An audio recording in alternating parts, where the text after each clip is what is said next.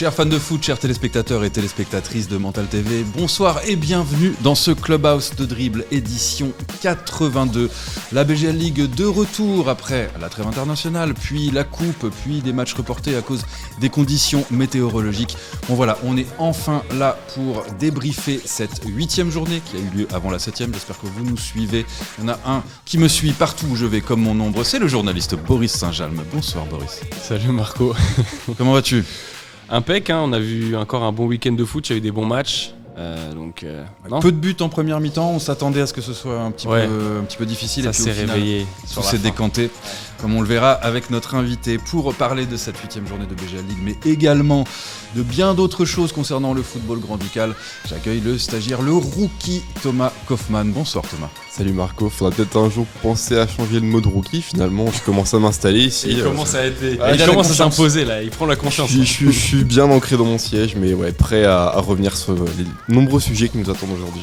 Bon, après, c'est aussi le vocabulaire du sport automobile où il y a un championnat des meilleurs rookies à chaque fois dans les modes de pilotage. Et puis, il y en a un qu'on peut également qualifier de rookie, c'est notre invité, puisqu'il n'a que 24 ans, mais il a déjà connu pas mal de clubs bien célèbres dans le monde du football. Depuis les tout petits, puisqu'il est passé par le Nîmes Olympique, le Montpellier HSC, mais également Saint-Etienne, puisqu'il y a intégré les U19, puis la réserve, et même l'équipe A à 19 ans seulement. Il a joué 6 matchs de Ligue 1. Il est arrivé à Dudelange l'an passé, en 2024, après un passage en national au Puy-Auvergne et à la réserve de Lausanne. Il est devenu titulaire indiscutable du 11 de Mika Pinto. Cette saison qui vient de débuter, il en est déjà à 5 buts et 2 passes décisives en 7 matchs de BGL League, ce qui fait de lui le meilleur buteur actuellement du championnat. Donc j'ai le plaisir d'accueillir le numéro 10 du F91, Bilal Benkedim. Bonsoir Bilal. Bonsoir à tous, très heureux d'être ici, merci pour l'invitation. C'est nous qui sommes heureux que tu sois là. Est-ce que je me suis trompé dans ma présentation ? Est-ce qu'il y a des choses à rajouter ? Non, tout est bon. C'était impec. À Saint-Etienne, tu as eu un petit peu de média training, donc tu connais les caméras, les micros. Il a pas Oui, peur. c'est ça, on a eu un peu l'habitude, j'ai été confronté là-dedans très tôt. Donc non, on est à l'aise. Alors, un qui n'a pas de problème avec l'âge, contrairement à Thomas, avec lui il ne faut pas parler d'âge.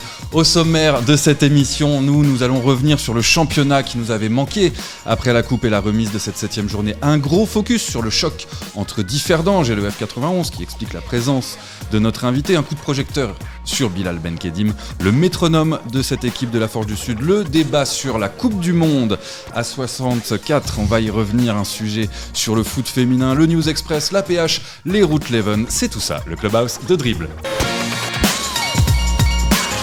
Allez, on revient sur cette 8e journée de BGL League, les résultats de partout entre Differdange et Dudelange. Differdange qui menait jusqu'à la 90e et le F91 qui est revenu avec 2 buts marqués dans le temps additionnel, un but d'Agostinho, encore lui, et un but de Digno sur le gong.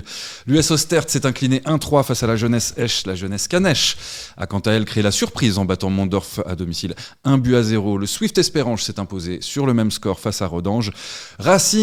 Le Racing tient sa première victoire, enfin pour les hommes de Kakoko, qui sont venus à bout du Victoria Rosport 1-0 également. Le FC Mamers croyait avoir gagné contre Pétange, qui est revenu en fin de match et a égalisé 1-1. Bisson s'est imposé 3-1 contre Strassen. Enfin, le Progrès est allé s'imposer difficilement à Bacharach contre Kerjeng, 4-3. Alors, messieurs, quel est le match, quel est le résultat que vous retenez de cette 8e journée ? Je vais commencer par Boris. Bon, on va pas parler du gros choc qu'on abordera après entre Differdange et Dudelange, mais hormis ce match-là, moi je vais parler du match auquel j'étais, c'est celui de Bissen contre Strassen. Au Kleinbos Beach. Exactement, Bissen qui continue d'enchaîner les victoires, là ils en sont à 3 ou 4 d'affilée, je sais plus en comptant la coupe. Et puis surtout, encore une fois, beaucoup de maîtrise. Et ils ont battu quand même Strassen, qui est le vice-champion, une équipe qui doit jouer le haut de tableau. Et sur la rencontre, il n'y a quand même pas eu trop débat. Il y a un Khalid Abi qui continue d'enchaîner sur le début de saison qu'il a fait. Ramzi, c'est ça. Abi Ramzi, exactement, ouais. Ils ont trouvé un nouvel l'attaquant qui leur manquait sur le début de saison, où tu voyais qu'il y avait des bons matchs dans le contenu, mais c'était un peu compliqué devant le but. Roman Ferber, ça a l'air très très costaud, il a marqué un beau but. Mehdi Terki qui commence aussi à enchaîner les rencontres, et tu vois qu'au milieu c'est lui le taulier. Donc l'équipe commence à se mettre en marche, tout le monde est là, et puis c'est surtout que là ils sont 6 ou 7e, et ils ont joué quasiment tous les gros, hormis le Progrès, ils ont joué Strassen, ils ont joué Differdange, ils sont à 3 points du deuxième. Et ils sont pas si loin que ça, et dans le jeu c'est vraiment costaud, donc Bissen à suivre pour voir s'ils vont pas jouer les troubles faits en haut de classement. Très bien. Thomas. On va parler du Racing, comme tu l'as dit Marco, première victoire cette saison pour eux. Il fallait remettre justement la machine en route après ce début de saison catastrophique. Aucune victoire, c'était leur 6e match là, qui ont un match en retard contre Differdange. Pour eux, enfin trouver un second souffle dans cette saison, et ils l'ont fait. Baptiste Saban qui marque, qui s'affirme peut-être comme un très beau but, comme le leader offensif, pour pallier notamment à tous les départs qu'ils ont connus sur le front de l'attaque. Part d'un postulat à court terme que pour l'instant la course du Racing aujourd'hui c'est le maintien. C'est une victoire précieuse contre le sport. Très bien, bon alors moi je vais parler de ce choc, cette affiche entre Differdange et Dudelange, une affiche qui a eu du mal à se décanter, alors Bilal tu ne m'interromps quand tu veux, avec une première mi-temps plutôt à mettre à l'actif de Dudelange, avec des Differdangeois qui étaient assez méconnaissables, beaucoup de manque de précision technique, et donc Dudelange qui en a profité pour les laisser venir et partir en transition, comptant sur la vitesse d'un Agostinho fort en jambes ces derniers temps. Et puis grâce notamment à des passes distillées au cordeau par Rotundo ou notre invité Bilal Benkedim. Et puis en deuxième mi-temps, le rapport de force s'est inversé. Peut-être que les murs des vestiaires ont tremblé côté Differdange. En tout cas, ils sont revenus avec de plus fortes intentions jusqu'à inscrire 2 buts. Pas forcément contre le cours du jeu, une mi-temps à mettre à l'actif de Differdange. Et tout s'est décanté donc dans le temps additionnel avec alors certains de nos confrères dans la presse écrite germanophone ont parlé de suffisance. Nous, on n'était pas loin de se demander de parler d'orgueil du côté de Differdange. En tout cas, voilà une passe en retrait maladroite qui a profité à Agostinho. Et puis un peu le mouvement de panique. Et dans la foulée, Digno qui vient marquer le but de l'égalisation. Alors on va revenir avec Bilal. Comment vous, de l'intérieur, dans le groupe, vous l'avez vécu cette fin de match ? La fin de match, elle était assez folle. C'est quelque chose qui arrive pas souvent, surtout contre Differdange. On a puisé beaucoup d'énergie, on a fait beaucoup d'efforts sur ce match-là. Donc on trouvait ça dommage de finir le match à 2-0. Mais on a eu le mental, comme au début de la saison. On est souvent mené au score, donc on a l'habitude de ça. Et on sait qu'avec juste un but, on redonne l'espoir à toute l'équipe. Et on est parti chercher le deuxième in extremis. Et ça fait 2-2 au final. Donc on est content, on est toujours invaincu. Parce qu'à 3-0, là la messe était dite. C'était le coup sur le moral de trop. Oui, je pense qu'à 3-0, je crois qu'en plus ils ont les occasions. Ils ont plusieurs fois la balle. Tuer plusieurs fois le match. Ils le font pas. Et comme on sait dans le football, c'est les détails qui comptent. Ouais. C'est les détails, donc ils n'ont pas mis leurs occasions, nous on a mis les nôtres avec un peu de chance, mais il en faut dans le foot. Et ça c'est bien fini. Oui, parce que tu le disais, Bilal, sur les 5 victoires, donc Progrès, Kergeng, Bissen, Mamers, Redange, en fait, il y en a une qui a souffert d'aucune contestation, c'était face à Redange, avec un grand Nguessan d'ailleurs lors de cette journée. Mais il y a eu, face au Progrès, vous étiez mené 3 fois, et vous l'avez remporté 4-3. Kergeng a mené 2 fois, Bissen avait pris l'avantage, Mamers avait pris l'avantage. Hier, vous étiez mené de 2 buts. Vous avez besoin d'être challengé, d'être mené pour pouvoir enclencher la seconde ? C'est pas forcément ce qu'on se dit, mais c'est sûr que ça réveille quelque chose. Je pense c'est inconsciemment. C'est pas quelque chose parce que c'est mieux de commencer un match à 0-0 et de le finir sans prendre de but, logiquement. Non, c'est pas mis de challenge ou quoi que ce soit. C'est, je pense, la physionomie des matchs qui nous emmène à remonter au score. Mais le plus important, c'est le résultat à la fin, comme je le dis à chaque fois. Et c'est ce qui se passe. Pour le moment, ça se passe bien, donc tant mieux. Alors, je vais poser la question à mes collègues journalistes. 11 buts encaissés, c'est plus que Redange, qui est 14e. C'est 3 buts de plus que le Racing, où on n'arrêtait pas de dire sur ce plateau et chez tous nos confrères que le Racing était en perdition. Est-ce que c'est un problème ou est-ce que vous faites partie des gens qui disent dans le football, il faut juste marquer un but de plus que son adversaire ? Moi, je suis quand même tenté d'aller dans la deuxième option que tu proposes, parce que déjà, moi, quand je vois jouer Dudelange, je prends du plaisir. Donc le foot, faut pas l'oublier, ça reste un plaisir, un jeu. Et moi, quand je vais voir les matchs de Dudelange, je sais qu'il va y avoir du spectacle, je sais que je vais voir des buts, je sais que je vais parfois voir des scénarios un peu incroyables. Bon, celui d'hier, c'est vraiment le top du top. Mais pour moi, c'est pas un souci. Après, forcément, ce qui peut devenir un problème, c'est parce que Dudelange assume ce déséquilibre, pour en avoir parlé avec le capitaine Mehdi Kirch et le coach le dit. On assume ce déséquilibre. Par contre, ce qu'il faut corriger, et ça c'est vraiment important au fil de la saison, c'est que tu peux pas faire tous tes matchs en étant mené. C'est impossible. Là, c'est déjà une série. Moi, j'ai pas souvenir d'avoir déjà vu ça. T'es mené 6 fois, t'es toujours invaincu, t'as perdu aucun match. C'est assez dingue. Et ça, au fil de la saison, tu vas tomber contre des équipes, si t'es mené, tu vas pas réussir à t'en sortir à chaque fois. Déjà, le match d'hier, c'est presque un petit miracle. Donc ça, tu dois corriger. Après, moi, je pense pas que ça pose souci. Et en tant qu'observateur neutre, moi, je suis content de voir une équipe qui joue le haut de tableau et qui ouvre. Alors certes, ils prennent des buts, mais par contre, c'est la meilleure attaque de très très loin du championnat. C'est ça, avec 19 buts, on a 5 Ben Kedim, 5 Agostinho, 4 Digno. Voilà, c'est ça, Rotundo qui marche bien aussi. Donc non, t'as des beaux joueurs devant et tu vois des buts. Donc moi, je pense pas que ce soit un souci et je suis plutôt partisan de dire, voilà, marquer un but de plus que l'adversaire. S'il y a des 4-3 tous les week-ends, moi, ça me va bien. Bon, le show, le spectacle pour Boris et toi, Thomas. Je vais aller un peu dans son sens aussi, c'est-à-dire que si sur tous les matchs tu t'en prends 5 mais que t'en mets 7, au final t'auras gagné tes matchs. Après 5 c'est beaucoup. Ouais, mais c'est le spectacle. Forcément, la défense va toujours être un souci à régler, c'est-à-dire que si tu prends beaucoup de buts, va falloir au bout d'un moment travailler sur certains points parce que comme on dit, ça pourra pas être, tu pourras pas remonter les scores tout le temps et le jour où ton attaque suit pas, forcément ça va être plus compliqué. Mais Boris, tu dis voilà, ils vont bien finir par tomber sur des équipes contre lesquelles ils ne pourront pas remonter. Ce qu'il y a, c'est qu'ils ont réussi à le faire déjà face au Progrès, face au Racing, face à Differdange. En fait, moi je suis content de voir ce que Dudelange propose comme foot, mais je pense que sur la durée d'un championnat, tu vois, on a pour habitude de dire qu'une attaque ou un joueur peut te faire gagner des matchs, mais ce qui va te faire gagner un championnat, c'est ta défense. Et donc ça, je pense qu'ils en sont conscients aussi.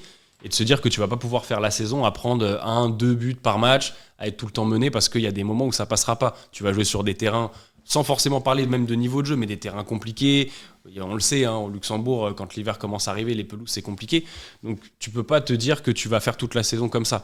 Après, moi, comme je le répète, en tant qu'observateur neutre, si Dudelange, ils font toute la saison à ouvrir le jeu, à jamais fermer, même dans les gros matchs, et qu'on voit 4, 5, 6 buts par match, moi, je suis content. Signe. Et vous, dans le groupe, alors est-ce que vous vous dites que se prendre autant de buts, c'est un problème, ou bien ce que vous retenez, c'est finalement on est la meilleure attaque et c'est ça qui compte? Non, je pense que le plus important, c'est de voir le positif d'abord. C'est important, c'est ça qui nous a fait être premiers jusqu'à aujourd'hui.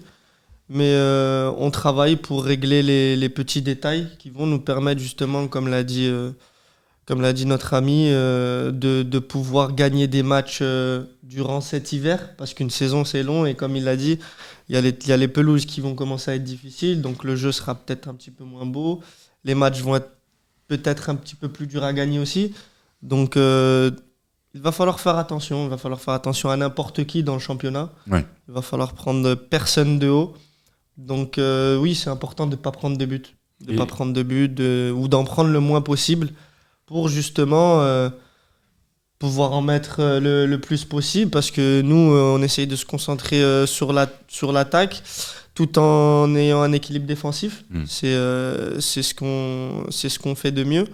Mais c'est vrai que voilà, on va essayer de régler ce problème et d'être beaucoup mieux sur ce domaine-là. Et est-ce qu'un match comme hier, avec le scénario, en plus l'adversaire surtout, contre lequel vous réussissez à le faire, le double champion, ça peut donner des petites idées de se dire ouais, on va jouer l'Europe, on peut peut-être même aller jouer, peut-être même les embêter pour jouer le titre. Moi, j'ai pas trouvé qu'on était en dessous. Je pense que Differdange a de bons joueurs et qu'on en a aussi. Comme vous avez dit, on a la meilleure attaque et on a des joueurs à qualité individuelle qui sont aussi bons. Donc, je ne nous sous-estime pas, pardon. Mais voilà, va falloir rester solide tout le championnat, comme tu l'as dit. Et ça va être une longue bataille. Ouais, et éviter les blessures aussi, parce que au niveau profondeur de banc, là, il y a peut-être un petit peu moins de qualité et de quantité. Qu'à Differdange. Alors, Bilal, on va revenir sur toi en particulier. Alors, peut-être que c'est parce que tu es passé par la Ligue 1, parce que tu as été formé aussi à de bonnes écoles de foot, mais on a l'impression, nous, en tout cas, en tant qu'observateurs dans les cabines de presse, qu'à chaque fois que touches le ballon, il se passe quelque chose. Presque des appels qui sont faits par tes coéquipiers et des circuits de passe que tu inventes. J'ai ce côté-là créatif qui est aussi ma qualité première.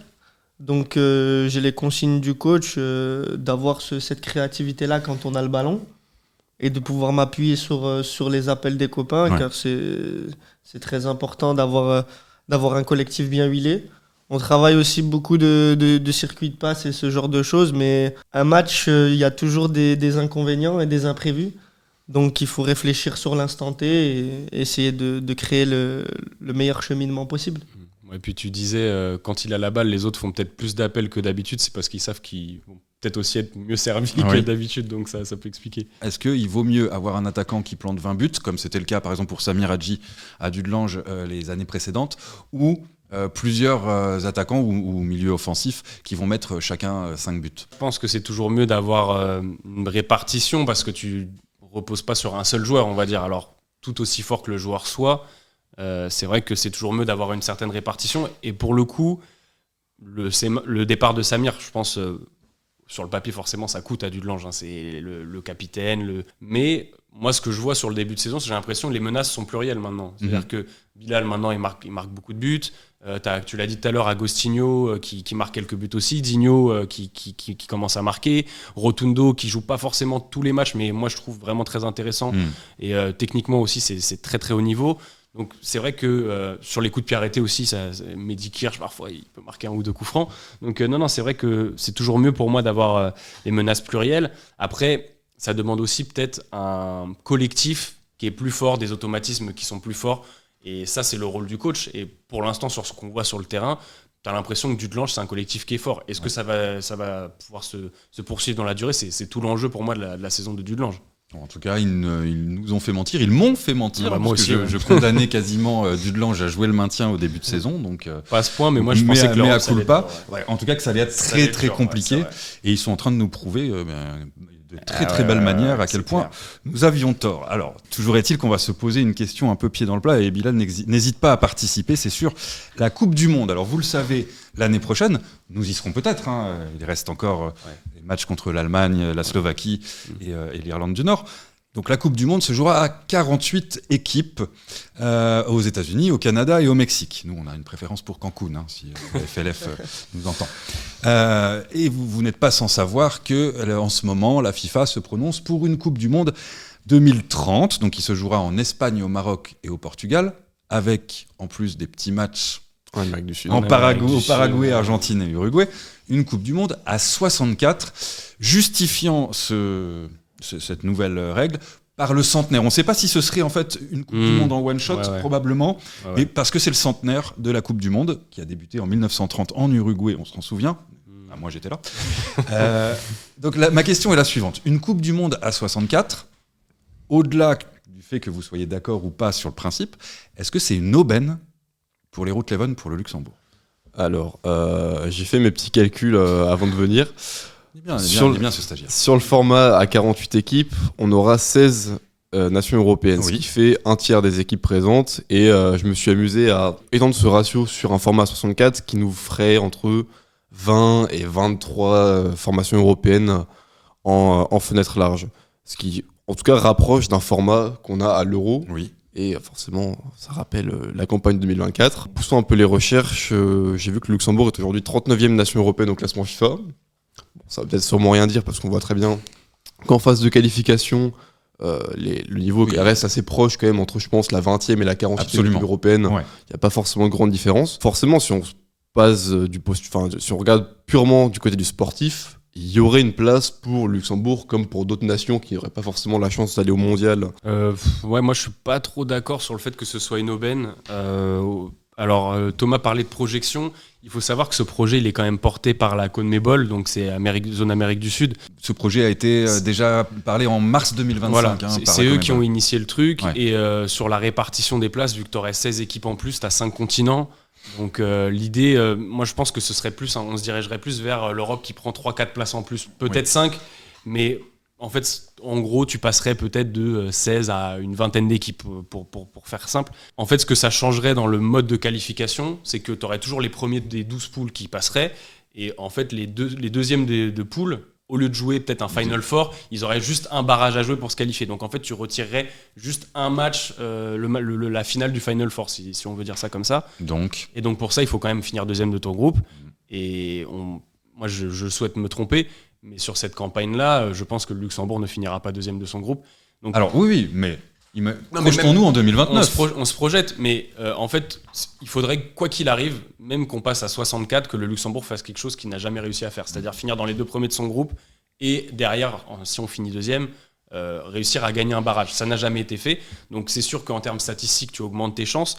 Mais d'un point de vue historique, moi je pense que c'est à la marge en fait. C'est à la marge. Et je pense pas que ce soit une aubaine pour le Luxembourg de se dire on va aller jouer cette Coupe du Monde 2030, c'est l'objectif. Et d'ailleurs, tu le disais en introduction, c'est juste pour le centenaire. Moi, je pense que vu qu'il y aura plus de matchs et que les droits télé vont augmenter, ça va continuer. c'est le bon prétexte. Il me semble que 2034, ça se passe en Arabie Saoudite. Ça va être compliqué de. T'inquiète pas, ils vont trouver. D'inviter 64 équipes. Ils vont sortir l'argent du chapeau. Bilal, tu en penses quoi, toi, de cette Coupe du Monde à 48 de l'année prochaine et à 64 et à 128 c'est un peu comme la Ligue des Champions, on augmente sans cesse. Je pense que c'est une bonne chose, ça permet à certains pays qui n'ont peut-être pas été qualifiés durant pas mal d'années de refaire surface. Les mauvaises langues disent que ça permettra à l'Italie de participer à une Coupe du Monde. On va pas s'attirer les foudres. Alors oui, c'est peut-être possible. Comme j'ai dit, il y a beaucoup de pays qui n'ont pas la chance de la faire parce que c'est très serré. Mais ça laisse un peu plus de place, donc pourquoi pas. Mais pour les footballeurs, c'est sûr que c'est coûteux en énergie et en temps. Parce que ça laisse très peu de temps pour reprendre avec son club derrière. Et on sait que les plannings maintenant sont très chargés au haut niveau. Donc... Toi, justement, t'en penses quoi un peu de ce débat là-dessus, où en gros les footballeurs, les grands professionnels, les mecs qui jouent toutes les compètes, qui jouent 60, 65 matchs dans la saison, est-ce que tu penses que le calendrier, faudrait justement le revoir à la baisse, ou est-ce que, entre guillemets, comme on peut entendre parfois certains dire, les mecs qui sont payés des fortunes, faut qu'ils jouent Qu'est-ce que tu en penses un peu ? En fait, c'est un peu un contraste parce que y a tellement de droits TV, d'argent dans ces choses-là, que on pense plus forcément à l'être humain ou au footballeur. C'est plus du business. Mais oui, le footballeur lui-même va te dire oui, moi, il me faut un peu de repos. Des fois, ça tire trop. On voit que maintenant, il y a beaucoup de blessés. Il y a des blessures. Même les grands joueurs se blessent, alors qu'on sait que dans les grands clubs, ils ont tout le matériel possible. On peut voir avec le PSG, il y a une hécatombe. Le Barça aussi, c'est compliqué. Donc oui, on est des êtres humains avant tout. Il faut quand même un peu de repos. Mais avec la société de maintenant, c'est pas possible. Il y a tellement d'argent. Et tu as raison, hein, d'ailleurs, légalement, le joueur est considéré non pas comme un être humain, mais comme un actif du club. Donc, voilà, ça pose quelques questions. Tout est dit. Bien, bon, ce débat, on pourra le poursuivre évidemment. Je vous en propose un autre. Nous allons passer au football féminin. Avec la Ligue 1 Dames et la 4e journée qui s'est déroulée ce week-end, Differdange s'est imposé 7-0 sur la pelouse de Kerjeng. La jeunesse Young Leinster a battu Mamers à l'extérieur, donc 2-0. Bettembourg a battu également Diekirch à l'extérieur, 4-2. Le SCL s'est imposé 11-0 face à l'entente Wormeldange-Münzbach-Ostert. Enfin, le Swift Esperange s'est incliné dans le choc contre le Racing, 1-5, ce qui me permet de parler de deux choses un petit peu différentes, mais qui se rejoignent. Madame Karine Reuter, présidente de la LFL, s'est exprimée dans les colonnes de nos confrères du quotidien sur le mauvais traitement réservé au football féminin par la fédération. Alors, tout le monde y prend pour son grade dans cette interview. Le CA de la FLF, la ville de Luxembourg, les hommes et femmes politiques, le PDG de RTL, Paul Philippe, le Swift Esperange. Bon, on ne va pas revenir en particulier sur ce sujet. On aura l'occasion de débattre de ces sujets bientôt. Mais moi, j'aimerais revenir sur ce qu'elle a dit à propos du football féminin. Au-delà du manque de reconnaissance qui n'est plus approuvé au Luxembourg par rapport aux garçons, on a surtout des thématiques réelles soulevées par Karine Reuter, présidente du Racing. Le manque de soutien de la part de fédérations, notamment par rapport aux subventions, le manque d'organisation sous forme de ligue et donc de professionnalisation, le manque d'arbitres, on le dit presque toutes les semaines au Clubhouse, il y a un seul arbitre pour officier chez les filles en division nationale. Et puis, Karine Reuter parlait également du manque de mixité. Alors, messieurs, la Première question que je vais vous poser avant de nous intéresser au niveau du championnat est la suivante. Est-ce que vous êtes d'accord avec les revendications de Karin Reuter ? Pour moi, c'est difficile de ne pas être d'accord. C'est-à-dire qu'elle expose, elle dit tout haut ce que tout le monde voit et, comme tu l'as dit Marco, dont on parle presque quotidiennement ou en tout cas toutes les semaines, à savoir que il y a un 4e arbitre pour les hommes, très bien, toujours pas d'arbitre de touche chez les femmes, que la Ligue 1 Dames n'est clairement pas mise en avant, qu'il faut quand même le rappeler, cet été, enfin sur les derniers mois en tout cas, tu as quand même eu un club luxembourgeois qui a écrit l'histoire en Coupe d'Europe et tu as l'équipe nationale qui est montée en Ligue B. Et à côté de ça, tu as l'impression que il se passe pas grand-chose, ça n'a pas forcément fait grand bruit. Donc voilà, si je résume sportivement, les filles ont fait, que ce soit au niveau de la sélection ou au niveau du football de club, mieux que les garçons cette année. Exactement, et pour autant, ça n'a pas changé grand-chose, et malheureusement, je pense que ça changera pas grand-chose. Alors qu'est-ce qu'il faudrait pour changer ? Ça, c'est une autre question, mais sur les revendications, oui, on peut que être d'accord avec elles. Thomas ? Ouais, je rejoins quand même plutôt Boris là-dessus. Même si là n'est pas le sujet du débat, mais je trouve que la forme de son discours peut lui jouer des tours sur le fait que finalement, beaucoup de gens vont souvent retenir le fait qu'elle est un peu tirée sur tout le monde dans tous les sens, plutôt que ses revendications réelles, ce qui pourrait être un frein. Mais la forme peut desservir le fond, quoi. En fait. On est d'accord. Mais sur le fond, il n'y a rien à dire. Il faut, dans tous les cas, que ce soit pour le foot masculin et en l'occurrence pour le foot féminin, là où est le débat, il faut faire avancer les choses. C'est-à-dire que tu ne peux pas rester dans la situation actuelle d'un foot qui est presque amateur si tu veux atteindre les sommets, te montrer sur la scène européenne aussi bien en club qu'en sélection. Je ne vais pas poser la question à Bilal parce que j'imagine qu'il partage l'avis des chroniqueurs. C'était une question un peu pour du beurre, mais parce que c'est important de comprendre que nous soutenons toutes les revendications qui sont faites sur le foot féminin, mais qu'il faut quand même avouer que le football féminin de club au Grand-Duché pose de réels soucis en termes de niveau. On a beau en parler, on a beau tenter de faire la promotion du football féminin, et on n'est pas les seuls puisqu'il y a de plus en plus de nos confrères qui le font, ça commence à être dur de promouvoir un championnat où il y a seulement 2 ou 3 équipes qui survolent totalement et qui marquent entre 10, 14, 15, 22 buts chaque week-end contre les autres. Alors je le rappelle, 22 buts marqués par le Racing contre Wormeldange, 22 buts marqués contre Kerjeng, 14 buts encaissés par Wormeldange contre le Swift, 11 contre elle, 7 buts à 0 pour Differdange contre Kerjeng, le Swift qui s'incline lourdement, donc avant c'était les 2 grosses équipes l'an passé en tout cas.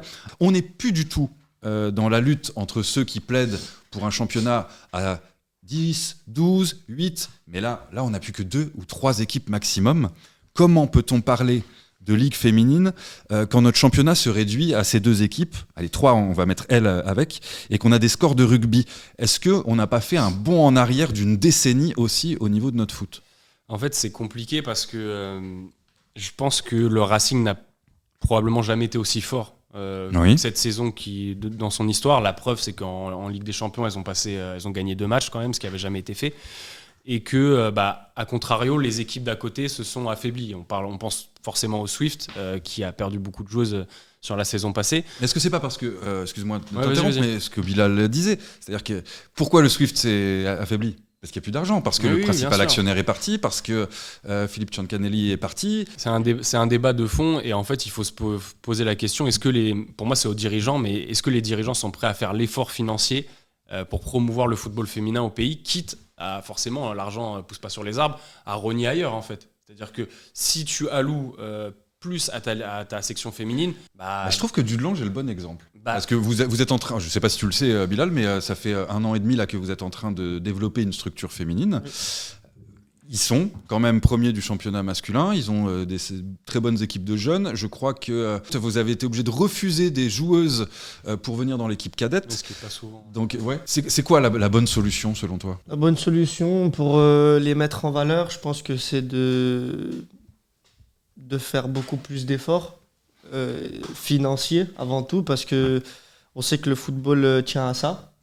Ouais, c'est donc oui, pour mettre en avant la Ligue 1 Dames, c'est sûr qu'il va falloir faire des efforts, que ce soit le pays ou les clubs en eux-mêmes, parce que c'est vrai que les écarts de niveau en fait poussent un peu le niveau trop bas, et ça fait qu'il y a des confrontations, on voit des 22-0, donc automatiquement on se dit qu'il y a un trop gros écart. C'est pas sérieux et tout, c'est ça. C'est clair que ça aide pas, mais je pense que malgré tout, il faut se dire que le foot féminin dans sa globalité est sur la bonne voie. Alors, Luxembourg, c'est différent, mais tu commences à le voir. Maintenant, tous les gros clubs, je parle européens, ils ont une section féminine. Bien sûr. Au début, là où tu pouvais voir que les Allemands et Lyon en France dominaient vraiment, maintenant tous les gros clubs, ils ont une section féminine, que ce soit en Italie, en Angleterre, le championnat il est en train d'exploser, en Espagne, en Allemagne. Donc on est sur la bonne voie en termes de visibilité, et c'est ça qui va peut-être aussi, je pense, pour revenir au Grand-Duché, impacter, c'est-à-dire que maintenant il y a de plus en plus de jeunes filles qui vont se dire bah ouais, en fait, joueuse de foot c'est un métier, c'est possible. Et tu parlais du fait que parfois on manque un peu d'effectifs. Certains clubs sont obligés de faire des ententes à 3-4 villes pour pouvoir avoir assez de joueuses. Peut-être que d'ici 5-10 ans, tu vas avoir ce pool de joueuses nécessaire et qui va peut-être aussi favoriser la progression du championnat. Ouais. Sans oublier que évidemment l'argent reste le nerf de la guerre et que si tu mets pas de moyens, tu n'auras pas de résultats. Et puis, sûr. Tu l'as pas mentionné, mais semaine dernière avec le Ballon d'Or, c'est la première fois dans l'histoire où tous les prix étaient doublés pour les masculins et féminins. Donc, exactement. Dans l'idée de visibilité, c'est un gros bond en avant. Ouais. Et j'allais rebondir sur ce sujet, tu fais bien d'en parler Thomas, puisqu'il y a eu même des polémiques sur est-ce qu'elle méritait le Ballon d'Or pour la 3e fois, etc. À partir du moment où il y a des polémiques, ça veut dire qu'on juge que c'est important. Donc voilà, ça nous fait toujours plaisir à voir. Mais bon, ça implique, oui, des efforts de la part des clubs, des efforts de la part de la société et de la fédération, donc comme y invitait la présidente de la Ligue masculine. Nous passons aux News Express. Alors ça y est, maintenant vous connaissez le principe. Je donne une news et puis vous me dites celle que vous retenez, si elle vous contente ou pas. Alors on va parler des Root Leven. Korac, buteur, Ivandro Borges, titulaire et buteur pour la 2e fois consécutive. Ou Jans qui enchaîne avec une 8e victoire d'affilée et Beveren qui est maintenant leader de Challenger League. Allez, moi je pars sur Ivandro parce que je pense que c'est vraiment la grosse bonne nouvelle et je pense que Jeff Strasser il doit être content de voir un offensif qui performe et qui enchaîne les matchs, sachant qu'il va devoir se passer de Zinani en Allemagne. Donc avoir un Ivandro qui reste sur 2 buts en 2 matchs, qui maintenant est titulaire, qui voilà, à Héraclès ils ont gagné leur premier match ce week-end, donc c'est du positif. Et il va arriver avec du rythme et je pense que ce sera pas de trop parce que devant, forcément, sans Zinani, on se demande un peu qui va faire jouer. Suspendu contre l'Allemagne, c'est ça, notamment contre l'Allemagne, donc je pense qu'Ivandro va avoir sa carte à jouer. Et même pour lui, on n'oublie pas que les Mönchengladbach, son ancien club, garde une clause de revente activable dans les 2 prochaines saisons. Donc peut-être un retour pour lui en Bundesliga s'il arrive à se rendurcir cette saison en Eredivisie. On espère. Oui, mais voilà, de bonnes nouvelles. Bilal, la sélection algérienne, tu y penses encore ou c'est terminé depuis les U23 ? J'y ai pas pensé depuis. J'essaye de prendre un maximum de plaisir quand je joue. Je sais que le football, ça va très vite. Que d'une saison à l'autre, si on fait une saison réussie, ça peut aller très vite dans un bon club qui permet aussi d'avoir encore plus de visibilité. Ouais. Donc non, je reste concentré sur mon football. Les aspects que je dois améliorer, les aspects où je dois encore plus performer. Et c'est, je ne vais pas dire dans un coin de ma tête, mais j'aime le football parce que c'est imprévisible. C'est imprévisible, on ne sait pas de quoi la vie est faite dans 2, 3 ans, 4 ans, 5 ans. Mais oui, c'est un rêve. Bon, le rêve pour la PH, on repassera, ça ne sera pas tout de suite, mais il y a eu quand même des résultats intéressants avec toute la PH qui a été chamboulée et des fins de série. Alors ça, le rêve de Monderkange de faire un énième succès consécutif, et c'est terminé. Ils se sont lourdement inclinés face au Cupchen Wormeldange, 4-0. Chifflange qui a mis fin à sa très mauvaise série en inscrivant sa première victoire et en battant Lorenzweiler 4-0. On a le Fola qui s'est remis le pied à l'étrier en gagnant 3-2 face à Rumelange. Alors qu'est-ce qu'on retient de cette journée de promotion d'honneur? Il y a un gros resserrement en tête de classement et surtout que les équipes qui sont descendues la saison passée, elles sont là, elles sont à la lutte et pour aller parler vraiment d'équipes qui ça fait, on va dire sur lesquelles ça fait plusieurs saisons qu'elles sont en PH. Berbourg cette saison, déjà sur la saison passée, je trouvais que c'était pas mal. Berbourg cette saison, ils ont peut-être un petit coup à jouer. Ouais. Je pense que ce qui nous intéresse principalement, c'est ce qui va se passer en haut du tableau, de voir cette guerre entre 6-7 équipes qui ont les armes pour justement batailler et revenir en BGL League. Ouais.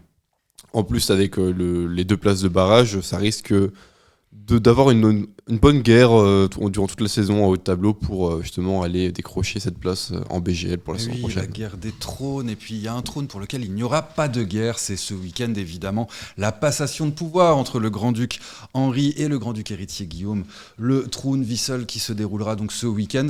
Alors avant cela, messieurs, il y aura les matchs en retard de la 7e journée qui se dérouleront mercredi, sauf Swift Racing qui a été repoussé au 22 octobre. Et puis ce week-end, nous vous invitons à participer aux festivités de la passation de pouvoir entre le Grand-Duc et son héritier. Et bien sûr, vous retrouvez dès dimanche sur les terrains de BGL League. Évidemment. Boris, merci beaucoup. Tu seras sur quel terrain dimanche ? Qu'est-ce que je fais dimanche ? Mondorf, Differdange. Thomas, merci beaucoup Merci. d'avoir été là. Je ne t'appellerai plus le rookie, je vais te trouver un nouveau surnom, probablement en rapport avec ta chevelure. Merci beaucoup Bilal d'avoir accepté mon invitation, c'était Merci un plaisir. Merci à vous, c'était un plaisir d'être là. Comme j'ai dit, ça fait toujours plaisir de parler de différents sujets et d'être en votre compagnie. C'est très aimable à toi. Voilà, je présente mes excuses à Mehdi Kirch, à qui j'ai dit que son équipe était nulle la dernière fois. Et donc, évidemment, mea culpa, c'était de l'humour. Je vous remercie, passez une excellente semaine et on se revoit la semaine prochaine. Allez, bye bye. Ciao. Ciao. Ciao.